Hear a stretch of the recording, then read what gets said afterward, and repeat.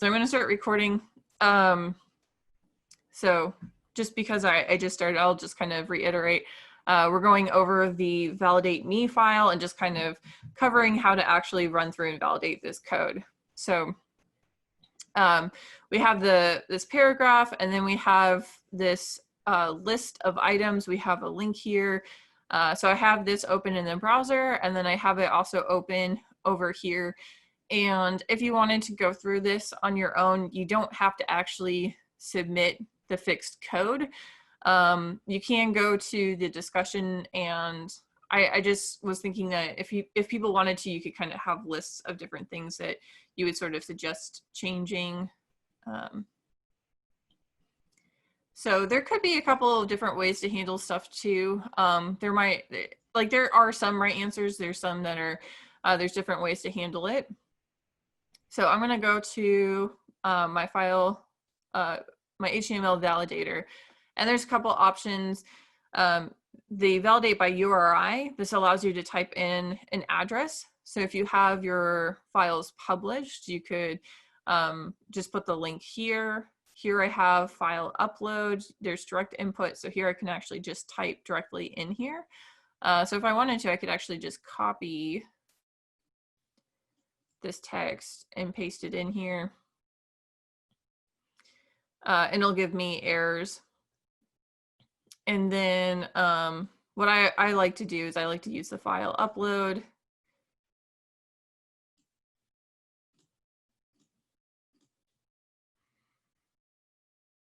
And so there's going to be a couple of things that you'll get a warning. So a warning, I'm not necessarily going to count points off for, but there are things that are going to be good practice.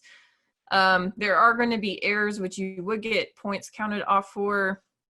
Usually what I do when I'm grading is if you have errors on, like, let's say like right now you have 2 pages for your homework assignment. So you have essentially 2 points for validation. So if you have errors on one page, I'll usually count off a point for that one page. And then if you have errors on the other one, then I would count points off for that too. So if you have any errors at all on both pages, you would get a 0 for your validation. Now, if it's something where, like, let's say your error is identical on both pages, maybe it's something really small, then I might compromise and just count off the 1 point, or I might count off half a point. It sort of depends on how small of an issue it is and how lenient I'm being. But usually if you have like this many errors, you would for sure just get a 0 in your validation. But there are some things too that it might be that you have a small error, but it's throwing a bunch of them because it's essentially messing things up that are kind of further down the line. So usually what I suggest when you validate is go through an order and make these changes, run it back through the validator, and sometimes you can just knock off a bunch of them all at the same time. So even though this list does look pretty long, some of these things are going to be sort of redundant, and if you fix one thing, it could end up fixing the others. It's sort of showing you what's wrong, but you can't always go just by that. Sometimes it will highlight the last thing that was sort of right before the issue. So it'll kind of make sense as we go along, but like, let's say that you have a syntax error where maybe with like your end tag, you forgot to put the / it could end up highlighting something, like maybe it's highlighting the last element that was right before that line. So usually if we read this information, like here it says from line 8. So I could go to line 8 and here it's saying end tag H1 seen, but there are open elements. So I could look at the information on line 8 and I have my H1 opening tag and I have my end tag. And sometimes it could be like maybe the tag above it didn't end, so it might not actually be the information on line 8. So sometimes you just have to look close to it. Since I do have this H1, I might assume like maybe it's an issue with my H1 tag. But really what's happening here is I don't have the end tag for my bold. So it's kind of giving me this hint because it has this H1 here. So it's kind of saying that there's something that should have been here right before that. So it can be a little bit hard to tell, but some of these things are kind of in combination. So I have this error here that's talking about the H1. The H1 actually is fine, but then here I have also on line 8, it says there's an unclosed element of B. So this is also kind of these two things combined are leading me to realize that I am missing this end tag for the bold. So it takes a little bit of guessing to kind of figure out. Something I also wanted to say is with HTML5, a lot of things might have used to have styles that were applied in HTML, and now it's a better practice to have them applied in CSS. So you might get an error that is, the code is still valid and it still runs, but it's just not a good practice anymore. So an example would be if you did any of the examples that were styling the bullet points using like the different types of styles, like changing your unordered list to disk or square or circle or any of that, usually you'll get an error for that. Same thing if you were going and you're changing the ordered list to have like the Roman numerals and the alpha or other kind of numbers. And the reason for that is it does work, but we're really trying to change, we're kind of moving forward with HTML where we want HTML to be the structure. You can kind of think of it as the skeleton where the structure of the page is all kind of organized through the HTML, and then the styles should really all be in the CSS. And this will make more sense when we start talking about CSS and styling. So you might get some errors there. If the textbook ever tells you to do something that will give you an error, I'm going to know ahead of time. For example, like when you first start working with images, it's going to tell you to style your images in your HTML, which will cause an error. I'm going to see that error and I'm going to know that you just are always going to get an error in this homework assignment. I'm not going to count points off for that because it's expected. And then, you know, I could type in your rubric and I could say, you know, you're technically getting an error, but it's expected. Your textbook is eventually going to tell you the proper way to do it. It's just we're slowly building these things up. So same thing with like the ordered list and the list, the unordered list styles. Since we haven't talked about CSS yet, there's no real other way to do those. So right now we're just doing them in our HTML. So I kind of want to start at the top. So the first thing we get is this warning that says that it's a really good idea for us to consider adding a language attribute to the HTML tag. So this is one of those things that often gets left out in the homework assignment. I'm trying to remember if the textbook really clearly indicates this. If you look at a lot of the examples, and what I'd really suggest doing is, I've said to do the reading for the homework, but I would really like for you to also do the examples as you go along. And really it's the easiest way for you to prepare yourself for the homework assignments. A lot of what's in the homework assignment is almost exactly the same as what's in those examples. And so if you go through those examples, by the time you get to the homework assignment, you'll have done an exercise that's really similar, where almost all you have to do is just kind of swap a few things out and kind of rearrange them. So if you're having a hard time reading the directions for the homework assignment, and you're not doing those examples in the book, I'd really suggest doing that because it's going to make it a lot easier for you as you go along. But as you look at those examples, there's going to be some things that it's going to assume that you're going to know. And I would say like one of those would be adding the language attribute and then also the meta character set. So first thing I'm getting is this warning where it's saying that it's a good idea to add the language attribute. So I'd want to go up here to the HTML, type in language equals, and then English is what we're going to pick. The next error I have is the character encoding was not declared. Proceed using Windows, and then it's giving this information. So here we would just, you would have to know that when it's talking about encoding, it's talking about the meta character set. So in our head section, we do have this title, but we're going to want to add a meta tag and choose character set, have this set to UTF-8. So I feel like sometimes I see this accidentally left out. Sometimes there's typos where maybe you've typed UFT instead.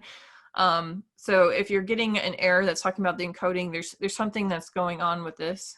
So next thing we had was this H1 and the bold. So I'd want to go to this first H1 and add in my end tag for bold. Element 2 not allowed as child of element B. So this is another case where because I hadn't ended this bold, it's just continually giving me errors. So it's saying that it's acting awkward. Yeah, that's actually a good point. Yeah, there's some redundancy there. I wasn't thinking of that when I made the example. Yeah, so that would be a good way where if you are going through, like let's say you were posting on the discussion, you could definitely make a case for, well, you could just remove it. I was just trying to find places to add errors and stuff, but yeah, so what he's saying is we could potentially just remove this since the H1 style by default already bolds the text. So yeah, we could do that instead. I mostly just wanted to put bold in there so I'd have something that would be wrong. Okay, so some of these other errors, the element 2 is not allowed of a child of an element B. So part of the problem that we're seeing is just that if you have something like that where, and maybe I'll do an I instead to have it be italics. The idea is like if we don't end this, it's going to assume that the rest of the text is going to also be bold. So if you have a page where, actually I'm gonna,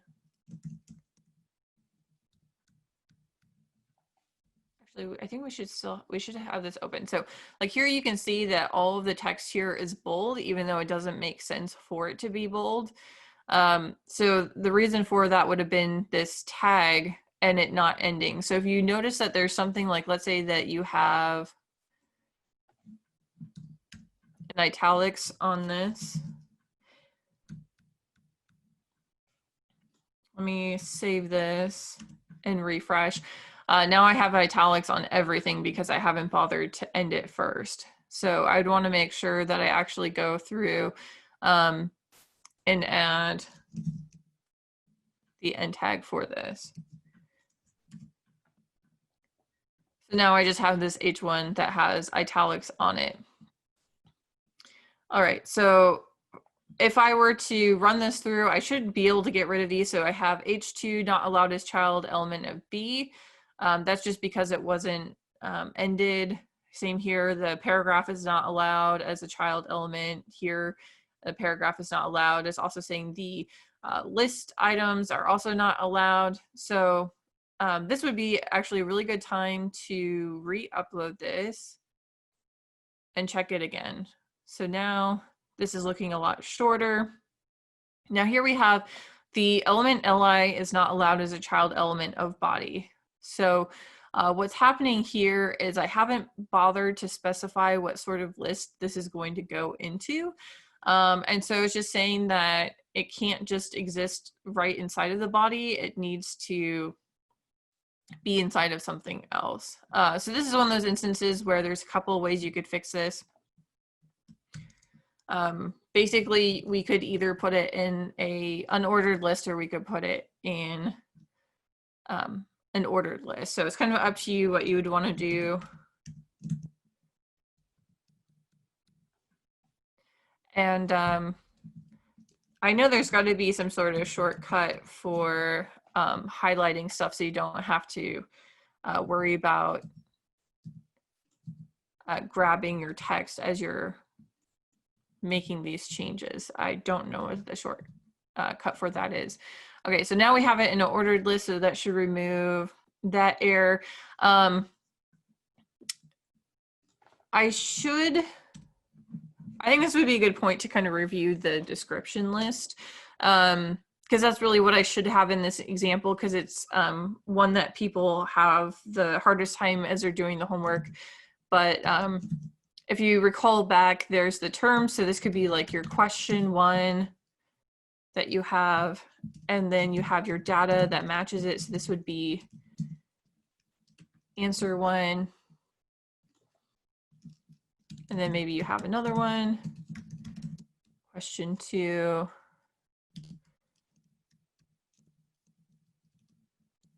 Answer two. So if we were going to, and I'm going to re-upload this so we can see what these errors are going to look like.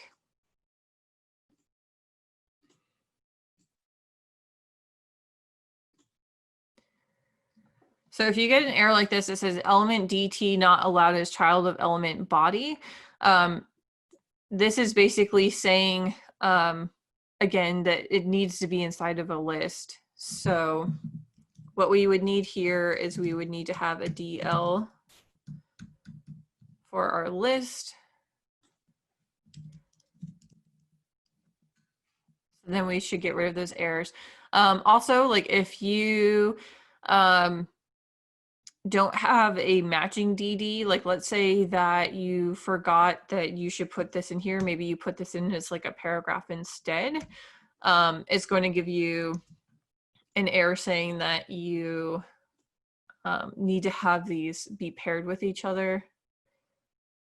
So this is saying in general that you can't get it, you can't use a paragraph inside of a DL.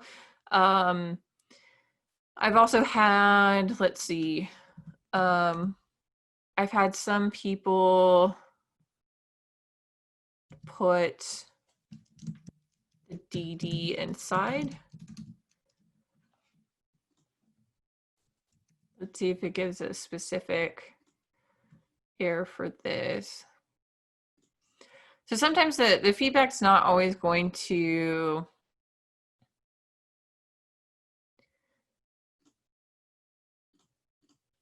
it's not always going to give you exactly what you need to know. It's going to be more a matter of by reading it, you're going to know to try to look up that. So here we have no DT element in scope, but a DT end tag seen. So this is really not helping us. I would say like the best thing for you to do at this point, if you're getting an error with information on the DT, is to you could look up on the W3 schools, you could look up different examples of how to use the DT element, and it should give you some examples so you could use that as feedback. That would be a good opportunity for you to look back through your book and see kind of the examples your book has, so you could look up the best way to handle that. So I'm going to fix this. Whoops.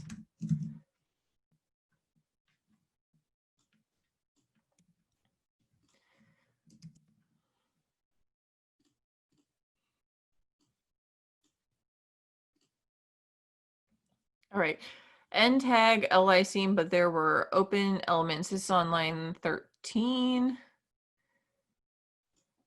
I'm gonna move this over.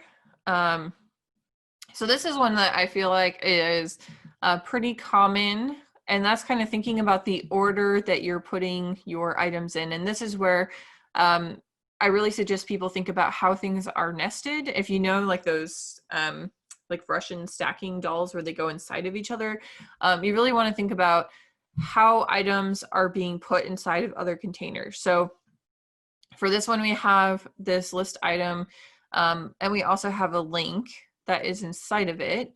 But we want to end our links tags before we actually end the LI. An example that a lot of people tend to have wrong is their footer. It was telling you to have small and then italics. And then what people tend to accidentally do, whoops. Oh, and I did it again. So like, let's say, let me put some information, copyright, just so we can kind of see a little better. So here we have small and then italics and then small and italics. This would give us an error because we would need to terminate our italics tag before we terminate the small one. So if what we essentially need to do is move this italics in front, and it's actually going to kind of guess it. So here in this case, I want to move this end tag for the LI.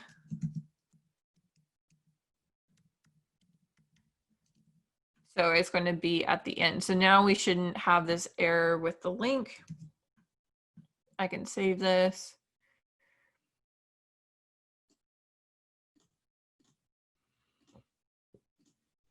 Reselect it.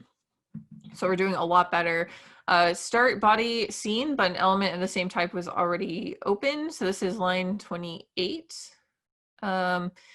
So here it's just a matter of having the missing forward slash. So I would want to double check that I have my forward slash, and because otherwise it's basically saying that I'm creating a whole new instance of body.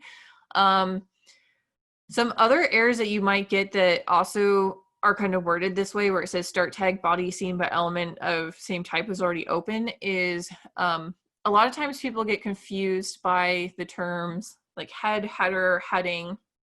And so when your book tells you that you should create a title, what they're sort of assuming is that they're creating an actual H1, for example, like here where you can actually see it. Now, just kind of a refresher, the title is actually the text that shows up on the top tag when you are creating your website. So anything that's in the head section is actually being communicated kind of behind the scenes. And then everything in the body is going to be visible on the page. So when you are creating the title, you are actually putting the text on the tag. What I sometimes see people do is they add a header inside of the head, or they might not even create a header. What they might do is they might just go straight to the directions that say, create an H1 that says validate me. And then they would put their H1 inside of the head, kind of assuming that the head is the header. If you do this, you'll get an error. What happens when the website runs is it sees that there's an H1, and it knows that the H1 is going to go in a body section. And so it's going to assume that you're actually starting the body section sooner than what you really are. So you'll usually get an error. We can actually take a look real quick to see what it's going to tell us.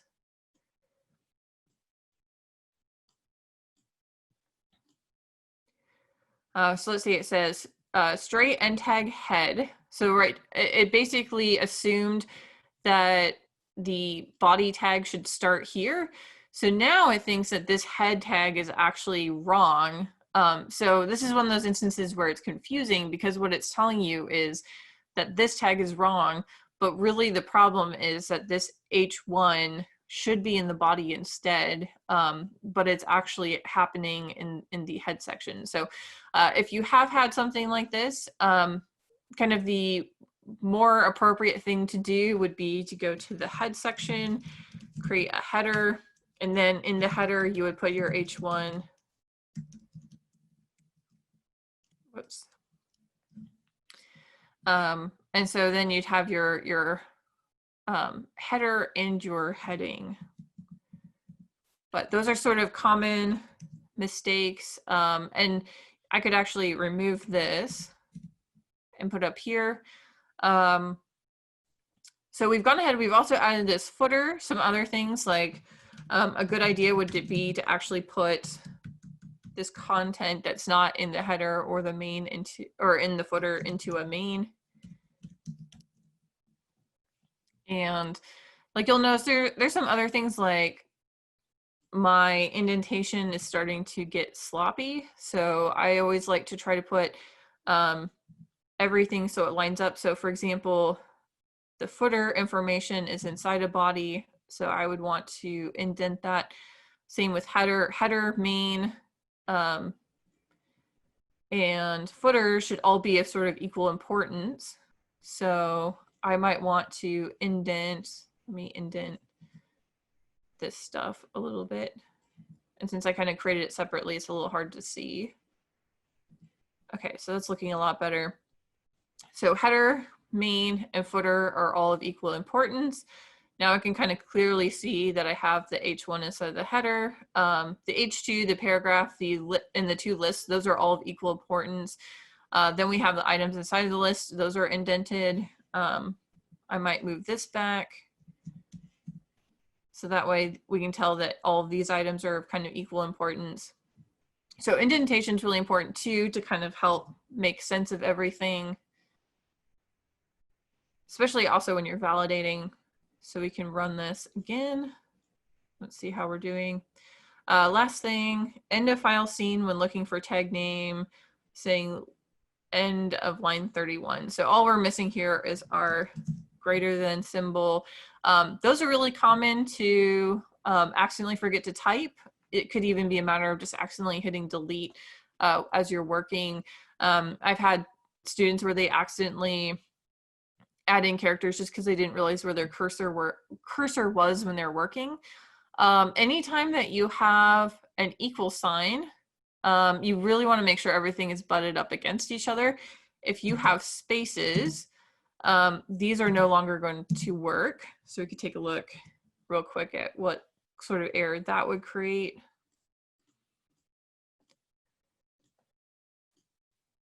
Oh, it actually is saying that it's fine. Did I hit save?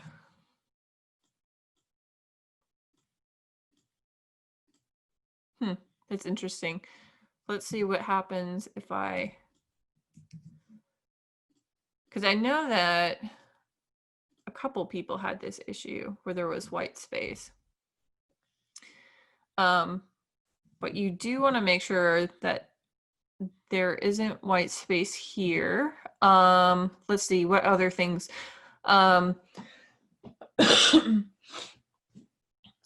If you are doing a special entity character, so for example, if we were going to have, let's say we wanted to have some spaces, so the NBSP, you want to make sure that you have this semicolon. If you don't have the semicolon, you're going to get errors for that. So your special entity characters are going to start with this ampersand, and they should end with a semicolon. Otherwise, you'll get an error for that. Trying to think of some other common errors. If you have something like a list, and you wanted to put a break after it, that's going to cause an error. Let me save this. Actually, let me remove the semicolon, then save it so we can see what this says.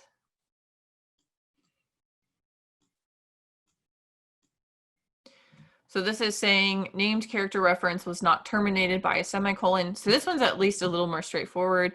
It says line 10, which is actually the right line.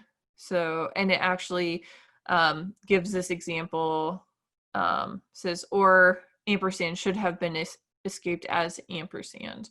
So it's kind of highlighting here. So we'd want to add this semicolon. This is element BR not allowed as child of element OL. So you can't add these breaks into a list. If you do want to add some space, the best thing to do would be wait until after you get done with the list. And instead of putting it behind the last item, you would put it basically between these. So we could add in, however many we want of those. And I believe now we should have gotten rid of all of our errors. Okay, so then we would be good to go. And if any of you want help, there is a tutor that you can email. You can email me. You can talk to me during my office hours. If you email me too late, though, I go to bed really early, so I'm not going to check my email if you're emailing me really late. But I don't mind looking at your homework or anything before it's actually due. Some other things, if you have like spaces between this kind of syntax for your comment, You'll get errors where it's going to not actually terminate the comment. I've also had someone use, they thought that these hyphens made for really great sort of ways of stylizing kind of their code, but like if you add in more hyphens in here, you'll actually get an error for that too. Trying to remember, I saw somebody had an error with their doc type. Trying to remember what it was. No, it wasn't that they had HTML all caps. It was something else. But what's nice about a lot of these text editors now is usually they have a pretty consistent color system to them. So if something is not colored quite right, usually you can kind of figure out from that something's wrong.